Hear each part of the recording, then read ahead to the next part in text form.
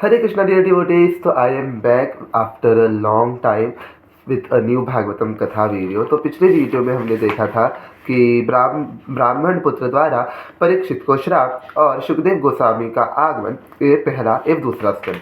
तो अगर आपने पिछला वीडियो नहीं देखा है, अगर आपने ये वाली कथा नहीं सुनी है ब्राह्मण पुत्र की कथा, तो पहले वो कथा सुन लीजिएगा, उसके बाद ये वाला वीडियो देखना। क्योंकि अगर बीच में से कोई भी रैंडम वीडियो अगर आप उठा के देखोगे तो आपको ऑब्वियसली कोई भी कथा समझ में नहीं आएगी। इसलिए स्टेप बाय स्टेप ही कथा को सुनना, पहले 1, फिर 2, फिर 3, फिर 4। ठीक है। तो अगर आपने पिछली कथा नहीं सुनी है तो पहले वो वाली कथा सुन लेना, पिछली वाली, उसके बाद ये वाली कथा सुनना। तो चलो शुरू करते हैं बिना किसी देरी के। तो भगवान नारायण ने चतुश्लोकी भागवत द्वारा ब्रह्मा जी को ज्ञान प्रदान किया। दूसरे स्कंद पे हम अब आए हैं। ओके, तो चलो शुरू करते हैं कथा। भगवान गर्भदक्षिणाएं विष्णु की नाभि से उत्पन्न कमल पर जन्म लेने के पश्चात ब्रह्मा जी भ्रमित थे। भरसक प्रयास करने के पश्चात भी वे अपने जन्म के कारण को नहीं समझ पा रहे थे। वे सृष्टि निर्माण की आवश्यकता को समझ रहे थे, परंतु इसे कैसे कार्यान्वित किया जाए, मतलब किस तरह से इसका कार्य किया जाए, उन्हें इसकी जानकारी नहीं थी। इस भ्रमित अवस्था में ब्रह्मा जी अपने कमलासन से नीचे उतरे और जल में खोज करते हुए सृष्टि के विषय पर गहन चिंतन करने लगे। उस समय ब्रह्मा जी को दो अक्षर सुनाई दिए, त और प।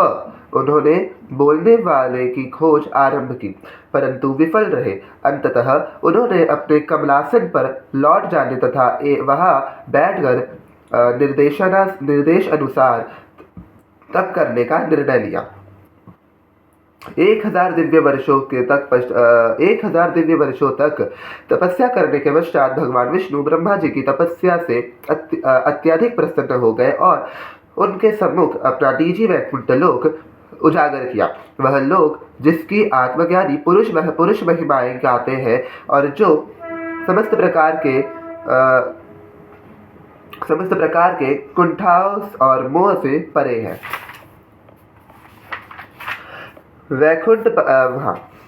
वैकुंठ प्रकृति के गुणों के प्रभाव से मुक्त है और न ही वहाँ काल अपना कोई प्रभाव छोड़ पाता है। फिर वहाँ माया का तो प्रश्न ही नहीं उठता। ब्रह्मा जी ने देखा कि वैकुंठ निवासी भगवान नारायण के ही समान नील वर्ण की कांति से युक्त है और उन्हीं के समान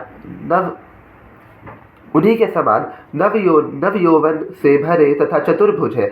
कमल सदृश नेत्रों वाले उन सब निवासियों का अंग प्रत्यंग शुभ है और वे सब पीताम्बर तथा दिव्य आभूषणों से सुशोभित है। प्रत्येक वैकुंठ निवासी का अपना निजी दिव्य विमान है और जिनमें वे अपनी अत्यधिक सुंदर पत्नियों के साथ भ्रमण करते हैं। ब्रह्मा जी ने वहां माता लक्ष्मी को भी देखा, जो श्री नारायण की विभिन्न सेवाओं में रत थी और निरंतर उनकी दिव्य महिमाओं का गान कर रही थी। तब ब्रह्मा जी ने भगवान नारायण को देखा। वे अपने प्रमुख पार्षदों यथानंद, सुनंद, प्रबल और अहरण से घिरे अपने सिंहासन पर विराजमान थे। उनकी असंख्य शक्तियां और ऐश्वर्य मूर्तिमंत रूप से वहां उपस्थित थे। भगवान अत्यंत प्रसन्नचित्त थे और वे अपने प्रिय सेवकों के प्रति कृपा से भरे थे। उनके दर्शन मात्र से प्रत्येक व्यक्ति मदोन्मत्त हो रहा था, यानी कि मंत्रमुग्ध हो रहा था। उनके मुस्कुराते चेहरे पर लालिमा छाई हुई थी और उनका वक्ष स्थल कौस्तुभ मणि तथा लक्ष्मी जी के चिन्ह श्रीवस्त्र से सुसज्जित था। भगवान का दर्शन करते ही ब्रह्मा जी का हृदय आनंद से भर उठा।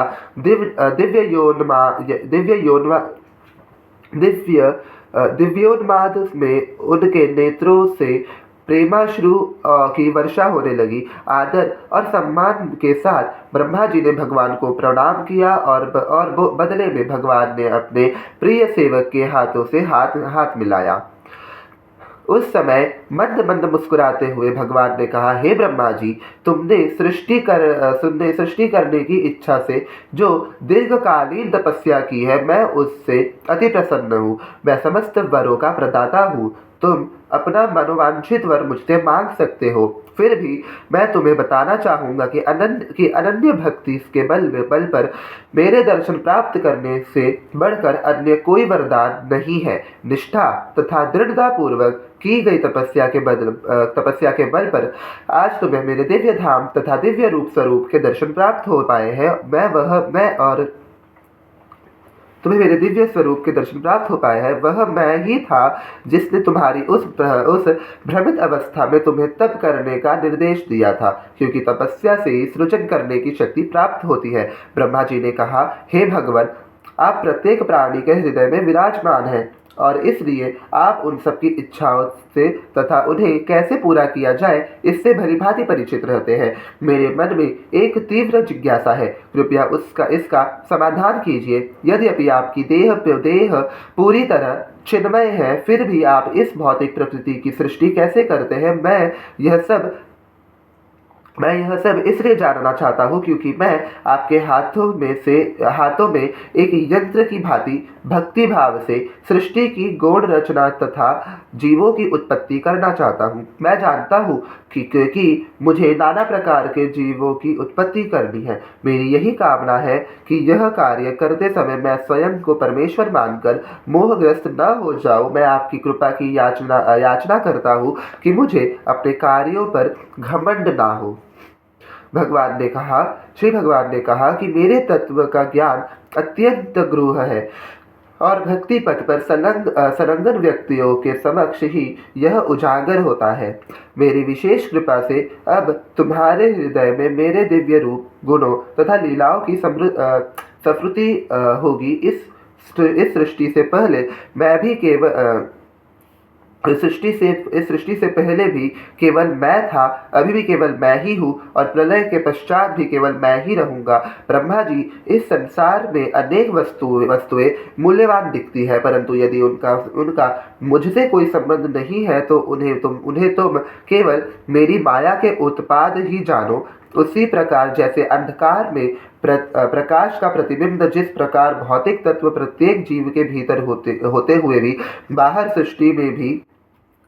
बाहरी सृष्टि में भी विद्यमान रहते हैं, उसी प्रकार मैं प्रत्येक वस्तु के भीतर भी स्थित हूँ और प्रत्येक वस्तु के बाहर भी स्थित हूँ।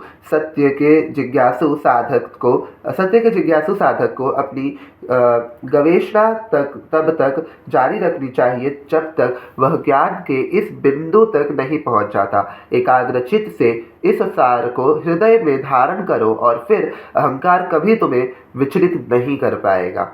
यहाँ पे एक बहुत अच्छी सीख मिलती है कि हमें ये समझना चाहिए कि जो भी चीज़ हमें मिलती है वो भगवान की है और जो चीज़ जा रही है वो भी भगवान की कृपा से ही है। तो अहंकार किस बात का है? यह कहकर भगवान सहसा अंतर्ध्यान हो गए, यानी कि अंतर्ध्यान हो गए भगवान, और ब्रह्मा जी ने विभिन्न जीवों की उत्पत्ति करते हुए पूर्वव्रत सृष्टि का निर्माण कार्य आरंभ कर दिया। बाद में ब्रह्मा जी ने अपने पुत्र नारद मुनि को चतुश्लोकी भगवान के 10 विशेष लक्षणों का वर्णन किया। अब यहाँ पे ब्रह्मा जी अपने जो पुत्र है नारद मुनि, उनको चतुश्लोकी भगवान के 10 विशेष लक्षणों के बारे में बताएंगे। और गुरु शिष्य परंपरा को आगे बढ़ाते हुए श्रील नारद मुनि ने अपने शिष्य व्यास देव को उनका उपदेश दिया, जो सरस्वती नदी के तट पर बैठे भक्ति भाव से भगवान पर ध्यान कर रहे थे। अब विदुर जी की उद्धव और मैत्रेय ऋषि से भेंट कैसे हुई वो हम अगले वीडियो में जानेंगे, क्योंकि यह है तीसरा स्केल। तो ये वीडियो को यहीं पे ख़त्म करते हैं। ये स्टोरी बहुत छोटी सी थी। आई होप आप लोगों को समझा हो, ये स्टोरी समझी हो, क्योंकि मैंने अपनी पूरी कोशिश की है। मैं पूरी कोशिश करता हूँ कि सामने वाले को समझे। और अगर आपको कथा में कोई भी डाउट है, कोई भी क्वेश्चन अगर आपको इस कथा के दौरान आया हो, तो आप मुझे इंस्टाग्राम पे DM कर सकते हो और पूछ सकते हो अपना डाउट। इंस्टाग्राम की ID आपको मेरे डिस्क्रिप्शन बॉक्स में, वीडियो के डिस्क्रिप्शन बॉक्स में मिल जाएगी। तो अब अगले वीडियो में हम जानेंगे विदुर जी की उद्धव और मैत्रेय ऋषि से भेंट कैसे हुई, तीसरे स्कंद में। ओके, तो तब तक ये वीडियो को ये भी खत्म करता हूँ। वीडियो कैसी लगी कमेंट सेक्शन में बताना, वीडियो अच्छी लगी तो लाइक कर दो, चैनल पे नहीं तो सब्सक्राइब कर दो। मिलते हैं नेक्स्ट वीडियो में नेक्स्ट कथा के साथ। राधे राधे।